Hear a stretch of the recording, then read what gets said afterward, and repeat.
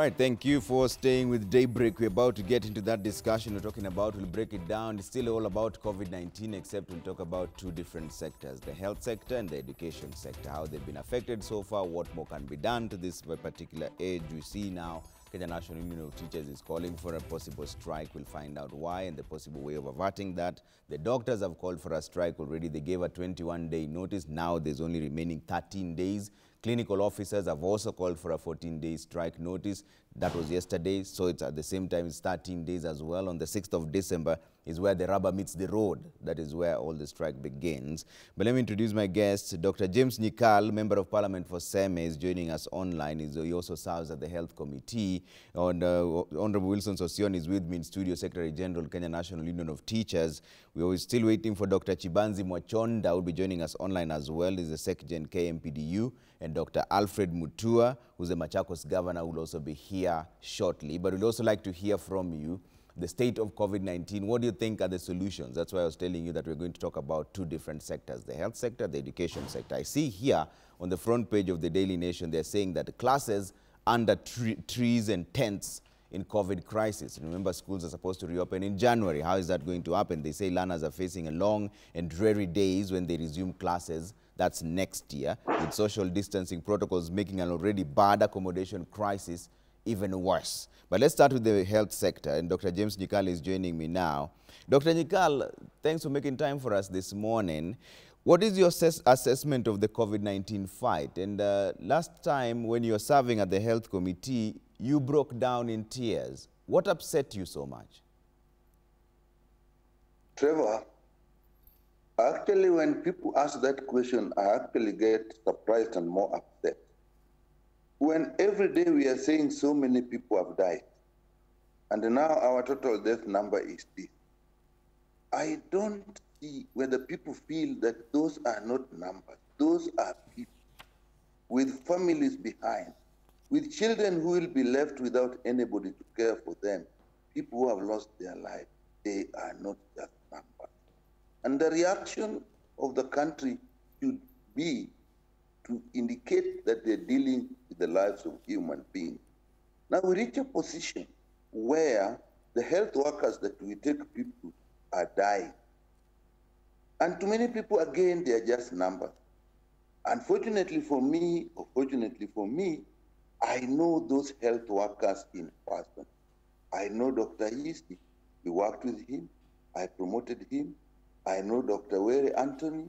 Dr. Were Anthony, together with Professor Ligeo and the late Dr. Abdallah, are the people who started dialysis program in this country. They are dying. And all those 11 or 12 doctors who have died now are consultants who are well trained over many years. I feel pain. I did. I still do. I'm surprised, just as people are surprised that I cried, that nobody is feeling that pain. That is a loss to the country. And the government reaction, I must say, has not been, it has been good, but it has not been up to par, particularly in managing the situation of doctors and other health workers, nurses, physiotherapists. Even just cleaners in hospitals are health workers too. When they are dying, they cannot get protective gear to work with. When they are dying, they cannot get the services they need. When they get the services, they cannot pay. They have to make contributions, arambes, to look after themselves. Some have died without getting the services. I know one who died in an ambulance when they were still looking for a place to take him. Trevor, yeah. Let me ask you, you don't feel anything? Where are we going to take our people? I'm not crying for doctors because I know them, but I'm crying for the people who they are looking after. There are only 2,000 something consultants in this country. If they are dying at the rate of 10 per week or in 10 per month, you only need 20 months or so, and they are all gone.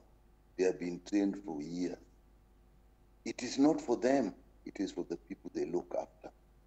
The ratio of patient to doctor in this, population to doctor in this country is about 1 in 16,000. So if one doctor dies, you know that 16,000 people have now remained without health. The nurses are not that many either. And we know there's even a shortage in public health facilities. For doctors, for example, as we are saying there's a shortage, they are working around the clock. I'm being told, I don't know whether it's true, that some may now have to work even if they are positive because there's a shortage. There are 2,000 of them that are not employed. Yeah. This strike they are calling for, there was a bargaining strike. They bargained, they reached the solution, and it was to be implemented. It has not been implemented up to now. Yeah. And Trevor, this started as way back as 1979 when the late President Moi, when had a problem with doctors, said that even if I have to get monkeys to treat people, I will get them if the doctors cannot do what we want. Yeah. Even then, we even went on strike in 1981. The story is long. One day, if you have time, we can give you. Okay. And then you make agreement them. You don't get the agreement. They are dying. We even put in the health committee, we put money for the support of doctors. Yeah. To buy even masks, even for other Kenyans. Up to date, they have not been bought. Children are now going to go to school.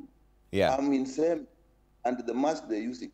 So Trevor, in short, it is a long history from 1979 up to now, the way doctors been treated by successive regimes, not just doctors, health workers in general. Okay. That is why I felt pain. All right. I'll come back to you. Yes. That nobody felt any that pain. Okay, I'll come back to you to talk about the reaction of the government, which you say has been below par, so that you tell us what you think should be done. But let me bring in Honorable Sosion on this. Honorable Sosion, both of you are serving members of parliament. What is your assessment of this war against COVID-19? Now, how have we performed as a country?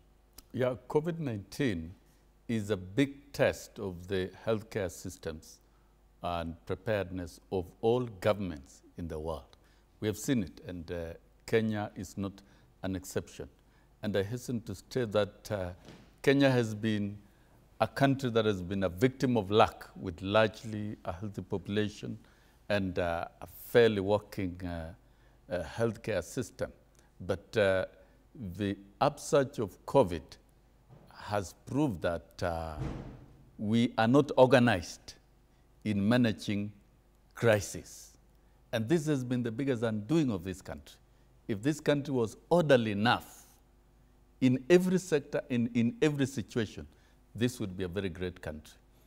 When we sit now and we see doctors dying, the frontline men and women who are supposed to protect us dying in numbers, the nurses dying, that is reason enough for all of us to get worried. And they're coming out very honestly that all we need is personal protective equipment, PPEs, meaning the PPEs that they're receiving is inadequate. Yeah. And how many are these men and women? We don't think there are many. And if we are a country running a budget of 3.5 trillion, and we've mobilized billions of shillings for COVID, what are these billions, where are these billions targeted? If not protecting first the frontline men and women. Yeah. And the doctors have come out very clearly, lacking PPEs, and the other things that they are lacking is proper medical insurance cover. Yeah. And these are serious issues. If the doctors don't have, doctors and nurses and medics don't have a proper working medical cover, and we've seen NHIF coming out to gloriously tell the country that it is not ready to insure COVID, and we are talking of moving this country to universal health coverage. Yeah. And if NHI is not prepared in its own infrastructure after operating for over 50 years in this country, then there is a problem in this country. Yeah. When we get down to community spreading, Yeah. at the community level, where people treat this disease casually. In fact, many Kenyans have died without knowing that they've died of COVID. And the doctors are telling us that the spreading and the numbers may not be what we are seeing. Those are just but projected figures from what has been tested. Yeah. As a country, we don't seem to be moving in the right direction in the management of COVID. And let me talk about the education sector. Yeah. We didn't see funds wired to schools for preparations of schools to implement the protocols. We've seen other economies within Africa, countries that are poorer than Kenya, the little resources that were ring-fenced and directed to learning institutions to implement the protocols were actually done. Some countries are buying masks for all the learners and buying sanitizers. And look at Rwanda. So you're saying schools didn't receive any money? Yes. No primary school received even a single cent for COVID. The secondary schools received 500 shillings per learner, and which is not adequate. And you can consult the head teachers that they've had to borrow money from other vote heads to transfer to protection, to buy masks and other necessities for PPEs. And I was saying, let's move to other countries. Talk of Rwanda, for example. During this period of closure, they've been able to put up 22,000 schools or classrooms. And here in Kenya, we cannot quantify. This is a nation where we are good at talking and building castles in the skies. But now COVID is testing us. We've been put to test that really as a country, we are not putting in place proper working systems that work to the interest of the people. And COVID is really indeed going to be a huge test, even now and moving forward. We'll talk about the education sector in just a bit, but let me bring in Dr. Mwachonda Chibanzi, who's the Secretary General, KMPDU, on this. Dr. Mwachonda, we know now there are only 13 days to the day you call a strike, which is 6th of December. Has there been any progress? Have you had any sit down? Has there been any attempt to reach out to you by the government? Thank you, Trevor, and morning once again. We've had quite some significant engagements over the past 1 week. On Monday last week, we got to sit down with the Ministry of Health, led by the CS Health. We put forth our demands and what needed to be done. Subsequently, we were in Parliament, where my senior and teacher, also Dr. Nikal, was a part of that Parliamentary Health Committee. So we've put forth all the demands. The ministry indicated that they will take initiative to ensure that they resolve the matters. So as we speak, we are beginning a new week. We anticipate that these demands shall be resolved. But if there is no significant progress come the 6th of December, then doctors shall stay away from hospitals. Trevor. But for now, what were you told when you had the engagement? I think the first thing was to understand the issues that are there, which were put in the strike notice. Of course, one is the issue of comprehensive medical insurance. The second is the comprehensive group life last expense, which, as unveiled last week on Wednesday, is still not addressing all parts of our members. Remember, this one was significantly for the civil service. We still have doctors in the county governments. We still have doctors in university and teaching hospitals. So there's still some of our members who lack this medical insurance and are still exposed in COVID-19. We still need to understand and get commitment from the government on the employment of more doctors, because we do not have the adequate numbers so far. There's burnout. There's a huge shortage in the counties and across the country. Of course, the other thing is that there are certain unresolved issues that must be resolved. Doctors in Laikipia, Kenyaga must be reinstated. that the allowances that are paid to all the doctors in this country must be paid to all the doctors. Yeah. These are the demands that we put forth. And Trevor, the issue of PPEs, we know that there are PPEs lying in KEMSA warehouses, but even directives that they should be bought, that does not mean that you translate PPEs on the ground. So as we speak, we are yet to receive any PPEs on the ground. And so that's why I'm saying that this week and next week are crucial. Yeah. If all these matters are resolved, then the strike action will be averted. But if they are not resolved comprehensively and conclusively, doctors will stay home on the 6th. But Dr. Chibanzi, are you happy with the progress so far? Because you sound to me like you are sitting down with them again to talk about same issues you've spoken about several times. You were here the last time with several pieces of a document and memoranda that you'd already served to the government. What is so different about the meeting you had on Monday? Well, I think, Trevor, the meeting on Monday, we had not yet even issued our formal strike notice of them. We had indicated that we'll go on strike the day before, on Sunday. After we did that, the ministry called us for that meeting, and we presented our issues formally in the strike notice. What is different is that they took note, and we anticipate that they will start taking action on each of the matters. We saw the attempt of the comprehensive group life and last expense cover.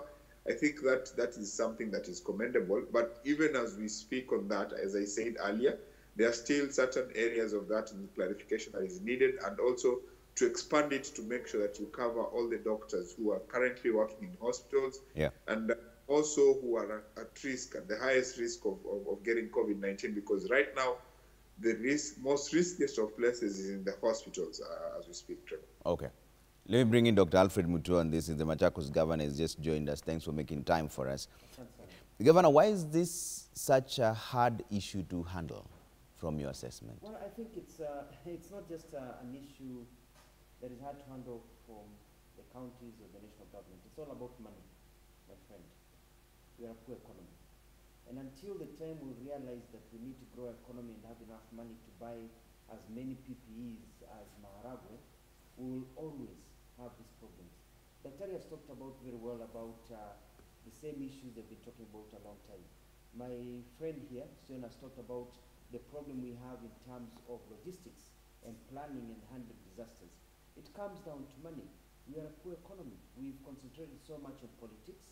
We've concentrated so much on political wrangling and chest thumping than actually expanding that economic base so that we can have, you don't hear of the same PPE issues in the UK.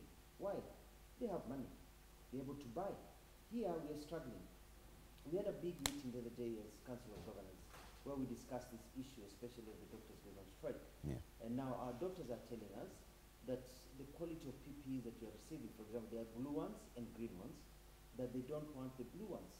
The blue ones are not to the quality that they should be. They fog and they have issues. They prefer the green ones. Now, we are supposed to draw PPEs from KEMSA, many counties.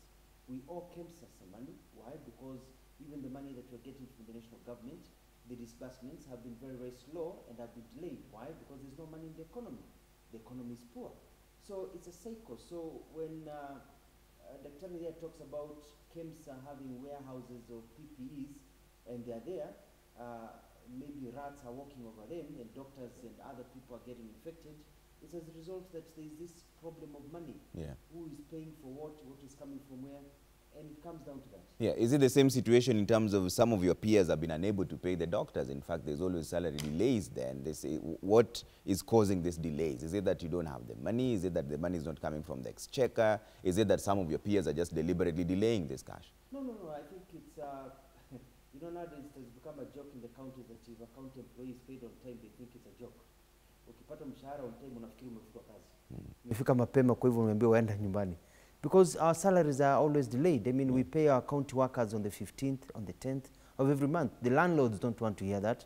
Why? Because the disbursements are late. I mean, look at now, we are looking at, this is what? This is November. The disbursements of September are what we are talking about. And now, you know, with the law and all these auditor generals, we are not supposed to go to banks and borrow. So we have to do it kinyuma nyuma, hiding. so that we can pay our doctors. Because if our doctors are on strike, and it's not only doctors are just a fraction of the healthcare workers. Yeah. We've got clinic officers, we've got nurses, you know, who do a tremendous amount of jobs, because doctors come, do their rounds and go. The people who are dealing with the sick patients day in, day out are actually our nurses who are there on the front line all the time. And we are not paying them on time, we are paying them late. So it's a big problem. Okay. There's the issue of insurance also. Yeah. Comes down to money. Because they're talking about comprehensive insurance. So what we're looking at, what I've done in Machakos, I have given all my employees enhanced NHIF, which is more like comprehensive healthcare, so they can go to any hospital in the country and get treated. But not all counties can be able to afford this. Why? Because of lack of money. So at the end of the day, Trevor, whether we want to talk about it or not, we have a poor economy, and this economy cannot withstand shocks such as COVID-19. Okay. Let me bring back Dr. James Nyikal on this. And Dr. Nyikal, when you started speaking to us, you said that the reaction from the government has been less than up to par. What would you have wanted to see, considering you are also in leadership position?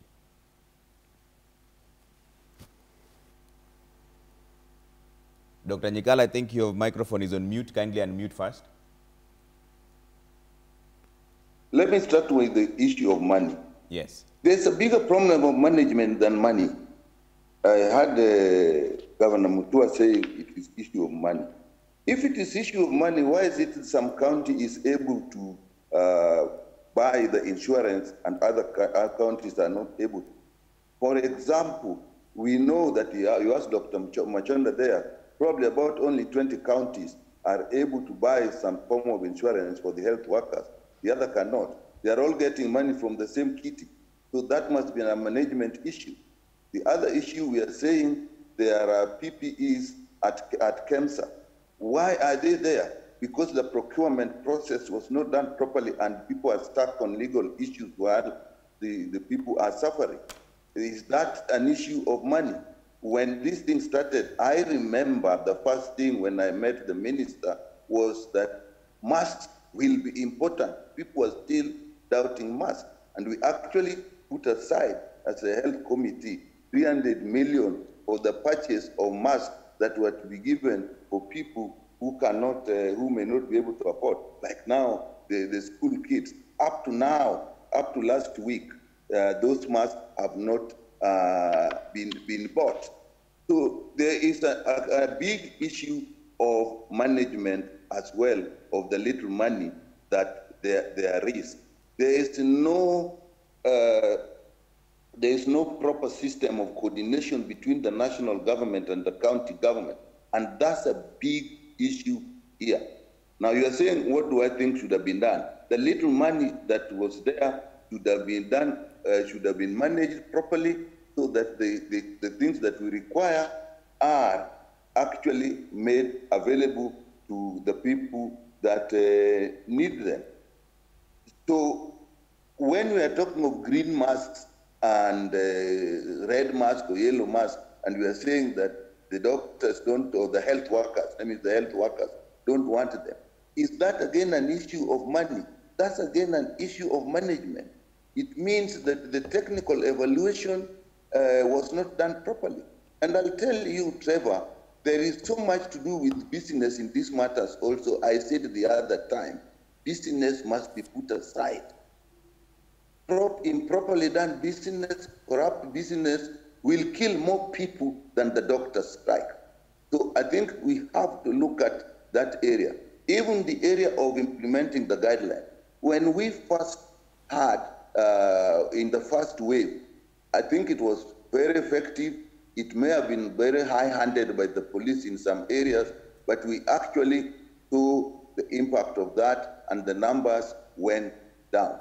Okay, now this second wave, when the president kind of relaxed a bit, the guidelines that are being talked about are actually not being implemented. The only one I can say being implemented fully is the wearing of masks. Yeah. And even then, many people don't have masks. You go to the rural areas, funerals are going on as before. You go to weddings, weddings are going as before. You people even put them on TV with people dancing at weddings without masks. What the message are we sending? social distancing. We said what should happen in church. It is those simple things that if we adhere to, we are going to get better. I think we have relaxed a bit. Even when the president relaxed, he didn't actually say everything now was stopped. He had clear guidelines. 200 people at funerals, 200 people in churches, hotels were to have a number of seats, that distancing, hand washing, sanitizing. Now you go to trails, they are actually full blast. Yeah. In the matatus, in the buses, in public transport, yeah, there were certain numbers of people that were to be in a vehicle, a certain number of people to be in a bus, even local air transport. Yeah. You go there, you travel. So it's the simple things. Money will come later. In my view, I'm not satisfied. All right. Again, when we're dealing with health workers, yeah, when they ask for straight, simple things, yeah, that should be clear, they are talking of insurance, they are talking of the allowances that they should be paid, they are talking of the services that when people die, how do they pay for them, and so on. Those are things. You had collective bargaining agreements with them years back. You haven't implemented. You are in a crisis. Are we doing well? Okay. If money is the problem, I know I've been a permanent secretary, and I know sometimes the exchequer release is not there. But what do we do with the exchequer release? Okay. The issue of Health Services Commission. Yeah. In the first referendum that failed, I myself with other people, we actually had the health services in that constitutional proposal. Okay. When they went to Naivasha with the new constitution, it was dropped. It's a big issue with the doctors now. It is what will harmonize. It is what will coordinate, yeah, the between county and national government. Okay. And Trevor, let me ask you, Governor Mutua is there. Is the national government capable of leaving Nairobi, going to Machakos, going to Kisumu, and saying this action is not in line with the policy, this one is not the standards that we are used to, so that we know that we have uniform standards. Okay. Even in the US, a very advanced country, when they have not agreed even on the policy of which state, a simple thing as wearing masks, what has happened? Okay. So there's a lot more that structurally we need to do, management-wise we need to do, and sincerity is also important. We do not discuss with health workers during a strike so that the strike ends and the day they go back to work, what is agreed on is not followed on. Okay. All right. Okay. Health services can work in a devolved system, yeah, but we must agree that the Ministry of Health will be able to enforce standards and policies, and yeah, the county government will say those we can do. The county government implement. Okay. The national government set policies and standards. All right. If we don't do I those have to take a quick break.